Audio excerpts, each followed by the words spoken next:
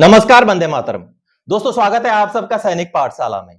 आज के इस वीडियो में डिफेंस पेंशनर के कुछ ऐसे मुद्दे हैं जिनके बारे में बात करेंगे जो कि या तो सरकार के पास लंबित हैं या तो फिर मान्य कोर्टों द्वारा डिसीजन जजमेंट दिया जा चुका है लेकिन फिर भी वो लंबित हैं, या तो फिर कुछ ऐसे मुद्दे हैं जो मान्य कोर्टों में सुनवाई उनकी चल रही है। तो कुल मैं आज के इस वीडियो में 18 मुद्दों को लेकर आया हूं दोस्तों, जिनमें से 12 मुद्दे आप ये देख पा रहे हैं। आगे और 6 मुद्दे हैं जिनको मैं इसके बाद आपको समझाऊंगा। तो दोस्तों, सारे के सारे जो मुद्दे हैं वो हम सभी से जुड़े हुए मुद्दे हैं। तो मैं जब भी वीडियोस बनाता हूं दोस्तों, मूल हमारे यही मुद्दे रहते हैं उन वीडियोस में, और इन मुद्दों के ऊपर जब भी मैं वीडियोस बनाता हूं तो उनके ऊपर मुझे स्टडी करना पड़ता है, उसका लेटेस्ट स्टेटस क्या है वो पता करना पड़ता है, उनके बारे में रूलिंग्स पढ़ाई करनी पड़ती है। तो उसके बाद उन मुद्दों के ऊपर जो एक जानकारी, जो एक आइडिया, जो एक आकलन अपने मन के अंदर हो जाता है, उन्हीं आकलन, उसी एक्सपीरियंस के बेस पर आज मैं आप सबको इन सभी मुद्दों के ऊपर उनका आज के डेट में क्या स्टेटस है, यानी कि उनकी स्थिति क्या है, और आने वाले समय में इन सभी मुद्दों के ऊपर क्या ऐसे चांसेस है, कितने ऐसे चांसेस हैं परसेंटेज वाइज कि हमें इनके ऊपर पॉजिटिव रिजल्ट मिल सकता है। तो उसके बारे में इस वीडियो में बात करेंगे। दोस्तों, पूरा का पूरा वीडियो एक आकलन के बेस का वीडियो है। मेरा जो एक्सपीरियंस है इन मुद्दों के ऊपर, जो स्टडी मैंने किया है उसके ऊपर जो एक्सपीरियंस है उसको मैं शेयर करूंगा, और कोई ये ना समझे कि मैंने जो बता दिया वही बिल्कुल लकीर है, वही होगा। ऐसा नहीं होने जा रहा है, क्योंकि मेरे एक्सपीरियंस के साथ हो सकता है आपका भी बहुत सारा एक्सपीरियंस है जो डिफर करता हो। तो आपको अगर किसी मुद्दे के ऊपर आपकी अपनी राय है तो वीडियो में कॉमेंट करके जरूर बताइएगा कि आपकी राय इन मुद्दों के ऊपर क्या है। तो दोस्तों, वीडियो में शुरू में ही मैं ये क्लियर कर दूं कि ये एक आंकड़ा है, ये अंदाजतन आंकड़ा है जो मैं अपने एक्सपीरियंस के बेस पर आपके साथ शेयर करने जा रहा हूं। तो चलिए आगे बढ़ेंगे। आगे बढ़ने से पहले मेरा आप सबसे आग्रह है दोस्तों, सैनिक पाठशाला चैनल में अगर आप पहली बार विजिट कर रहे हैं या चैनल को अभी तक सब्सक्राइब नहीं किया है तो चैनल के साथ जुड़े रहने के लिए, इसका हिस्सा बने रहने के लिए चैनल को सब्सक्राइब जरूर करें।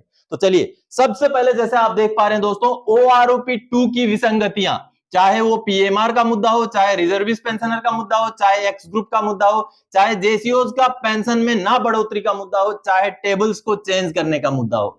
दोस्तों, एक एक्स ग्रुप को अगर हम छोड़ दें, एक्स ग्रुप का क्योंकि माननीय सुप्रीम कोर्ट में केस शुरू हो चुका है और 3 अक्टूबर को उसकी सुनवाई है, और माननीय एएफटी में भी उसके ऊपर जो है केस दायर हो चुका है। तो इसको अगर छोड़ दें तो बाकी मुद्दे, अभी इन मुद्दों के ऊपर मांग सरकार के पास पहुंच चुकी है। बहुत सारी संस्थाओं ने अपनी तरफ से जो है बहुत बारी इनके ऊपर, इनकी विसंगतियों के ऊपर मांग सरकार के पास पहुंचा दी है। तो इसके ऊपर मैं आप सबको मेरे एक्सपीरियंस के बेस पर बताना चाहता हूं दोस्तों। मेरी बातें बहुत सारे लोगों को हो सकता है कड़वी भी लगे, लेकिन जो सच्चाई है, जो मैं समझता हूं, उसके बारे में मैं आपको क्लियरली बता दूं कि इनके ऊपर, इन सभी विसंगतियों के ऊपर, कुछ विसंगतियों को छोड़कर अच्छा रिजल्ट या पॉजिटिव हमारे को रिजल्ट मिल जाए, ऐसा मुझे नहीं लगता। क्योंकि मेरा कहने के पीछे और भी एक तर्क है, क्योंकि OROP 1 में भी बहुत सारी विसंगतियां थी।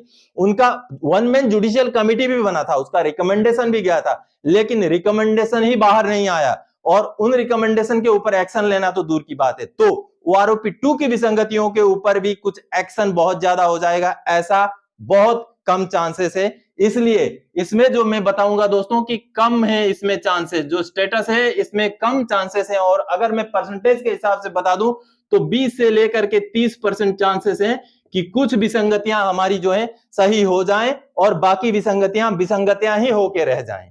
आगे दोस्तों, दूसरा जो पॉइंट है, नोशनल इंक्रीमेंट, यानी कि नोशनल इंक्रीमेंट एक ऐसा मुद्दा जिसको माननीय सुप्रीम कोर्ट से भी जो है राय मिल चुका है। माननीय सुप्रीम कोर्ट ने भी नोशनल इंक्रीमेंट पेंशनर्स को देने के लिए जो है डिसीजन दे दिया, और जिन्होंने कोर्ट केस जीता है उनको तो मिल रहा है, लेकिन जिन्होंने केस नहीं किया उनको नहीं मिल रहा है। लेकिन अभी चांसेस इसके भी हैं कि आने वाले समय में हो सकता है कि सरकार नोशनल इंक्रीमेंट दे। तो यहां पर इसके चांसेस हैं, बिल्कुल चांसेस हैं, और इसमें जो है चांसेस मैं बोलूंगा 50% चांसेस हैं, क्योंकि यह मुद्दा माननीय सुप्रीम कोर्ट में भी पास हो चुका है। सुप्रीम कोर्ट की तरफ से भी इसमें जजमेंट दिया जा चुका है। अब दोस्तों, अगला मुद्दा, 79 ईयर पे हमारा 20% पेंशन, और आगे 84, 89, 94, 99 में उसी हिसाब से जो है 30, 40, 50 और 100% का मुद्दा।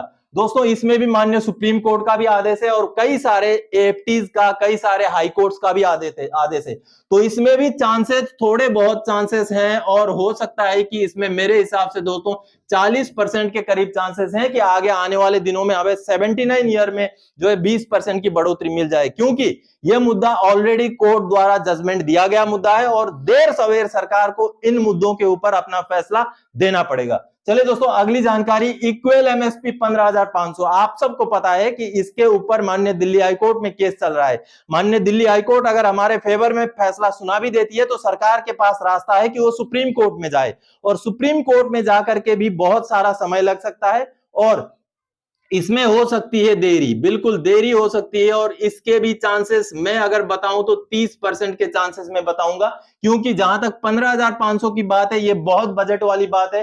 तो हो सकता है सरकार इसमें बहुत सारे ऐसे तिकड़म लगाए जिससे कि सरकार को ज्यादा पैसा ना देना पड़े, लेकिन इसमें देरी होना तय है और आगे आने वाले समय में 30% चांस मैं अपनी तरफ से बोल सकता हूं कि हां हमें इक्वल एमएसपी, लेकिन अगर अमाउंट कम हो जाए तो वो परसेंटेज ऑफ चांसेस ज्यादा भी हो सकते हैं। तो दोस्तों चलिए अगली जानकारी की ओर, अगला मुद्दा लेते हैं, 18 महीने का डीएडीआर का बकाया।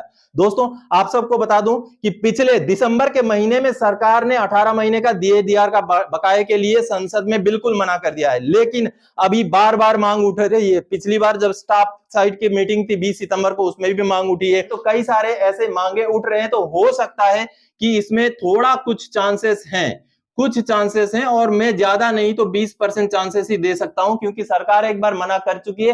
हो सकता है माने या ना माने, लेकिन फिर भी चांसेस इसमें है क्योंकि इलेक्शंस 2024 के आने वाले हैं। आगे दोस्तों, कम्यूटेशन ऑफ पेंशन को 12 से 13 साल करने का, जो 15 साल हमें पेमेंट करना पड़ता है उसको 12 या 13 साल किया जाए, इसमें बहुत ज्यादा चांसेस हैं। क्योंकि चांसेस इसलिए हैं दोस्तों कि पिछली बार जब गुजरात गवर्नमेंट में इलेक्शंस थे, गुजरात में स्टेट के इलेक्शंस थे, तो गुजरात गवर्नमेंट ने, क्योंकि वहां भी बीजेपी की सरकार है, उन्होंने 15 साल से कम करके 13 साल कर दिया था इलेक्शन से पहले पहले। तो हो सकता है कि इसके ऊपर कुछ ना कुछ पॉजिटिव फैसला आए।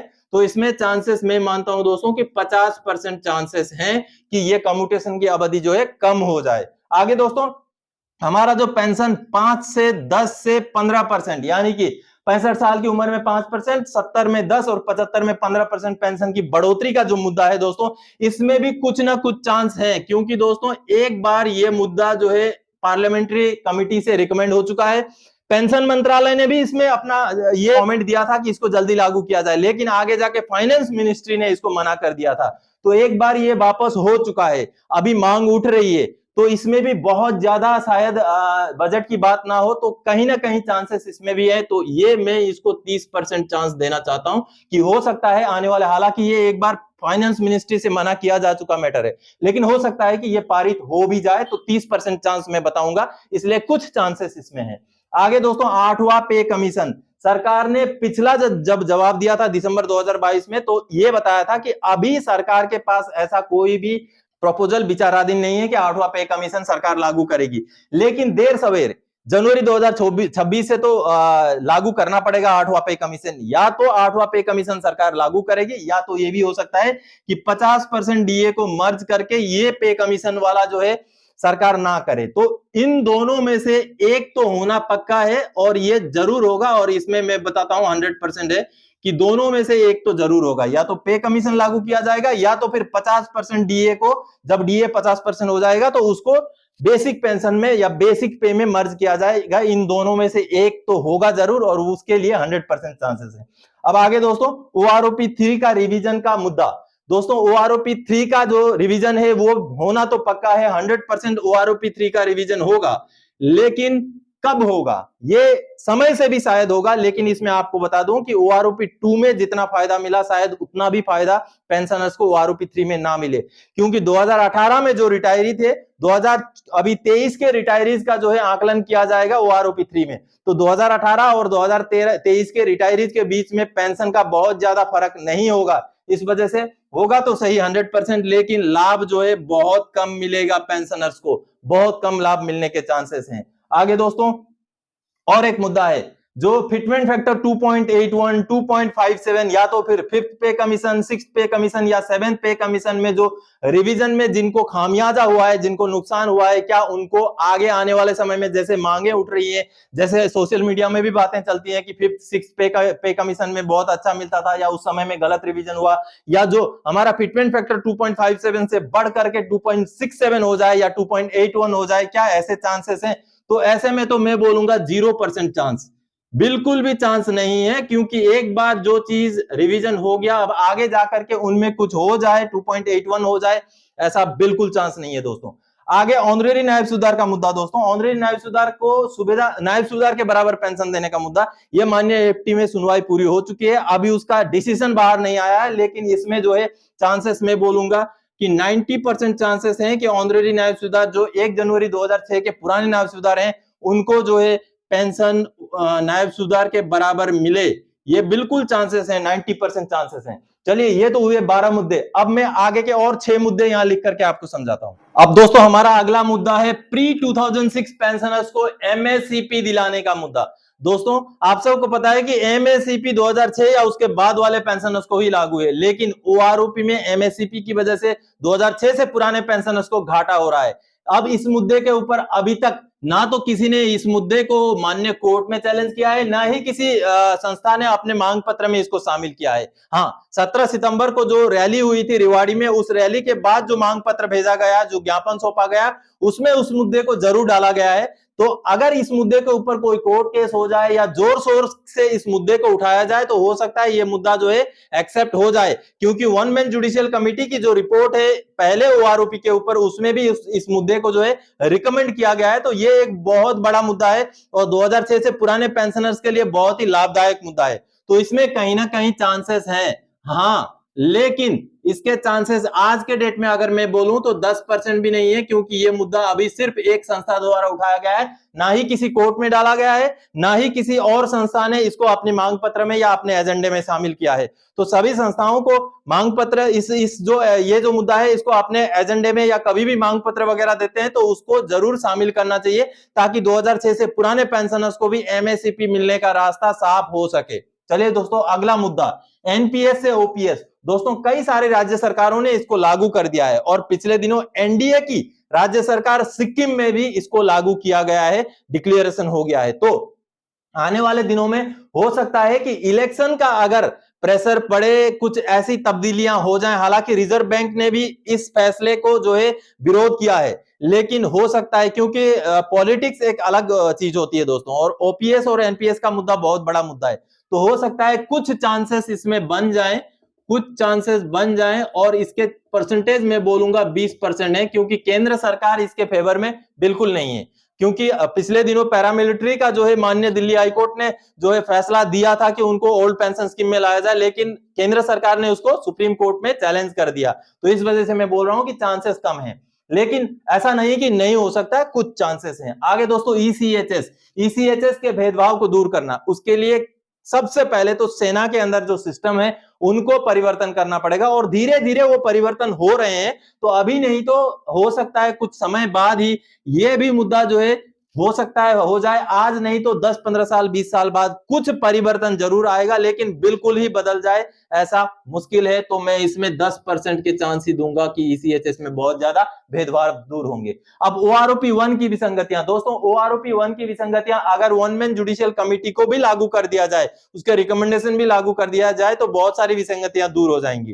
तो वन मैन जुडिशियल कमिटी का जो है उसको तो छोड़ दीजिए, ओआरओपी 1 में जो है परसेंटेज बिल्कुल नहीं के बराबर है, क्योंकि ये ओआरओपी 1 तो हो चुका है। अब ओआरओपी 2 की विसंगतियां चल रही हैं, तो ओआरओपी 1 की विसंगतियों को सरकार दोबारा से रिवाइज करेगी या उसके ऊपर कुछ अपना डिसीजन देगी, ऐसा नहीं होने वाला है। आगे enhance rate of family pension को केवल 67 साल तक जारी रखना है, यानी कि जो 7 साल का क्राइटेरिया है उसको हटा देना। कहने का मतलब है, अगर मान लीजिए किसी पेंशनर की मृत्यु अगर 45 साल में हो जाती है, तो उनको उनके पेंशनर को सिर्फ 7 साल तक नहीं, उनकी पेंशनर की 67 साल उम्र होने तक पेंशन को जारी रखना, ये मुद्दा भी कहीं ना कहीं मुश्किल लगता है। मेरे हिसाब से तो मुश्किल ही लगता है, और इसके भी चांसेस मैं बोलूंगा नहीं के बराबर ही है कि ये मान लिया जाए सरकार द्वारा।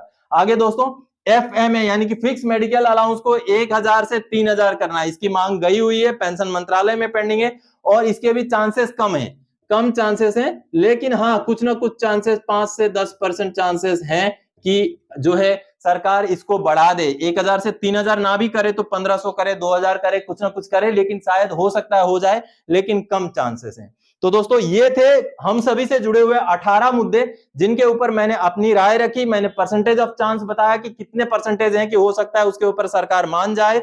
ये मेरा खुद का आकलन है दोस्तों, क्योंकि इन मुद्दों के ऊपर मैं स्टडी करता रहता हूं, इन्हीं के ऊपर मैं वीडियोस बनाता रहता हूं, तो उस हिसाब से जो एक्सपीरियंस मुझे हुआ है उसी के बेस पर इन मुद्दों के ऊपर आप सबसे मैंने अपना जो पक्ष है, अपनी जो एक्सपीरियंस है उसी को शेयर किया। हो सकता है आपका एक्सपीरियंस कुछ और है, तो आप अपना एक्सपीरियंस कमेंट में जरूर बताइएगा। तो आज के इस वीडियो में इन्हीं जानकारियों को लेकर आया था। आगे और कोई जानकारीदायक आपसे सरोकार रखने वाला विषय लेकर मैं फिर से हाजिर हो जाऊंगा। तब तक के लिए जय हिंद दोस्तों।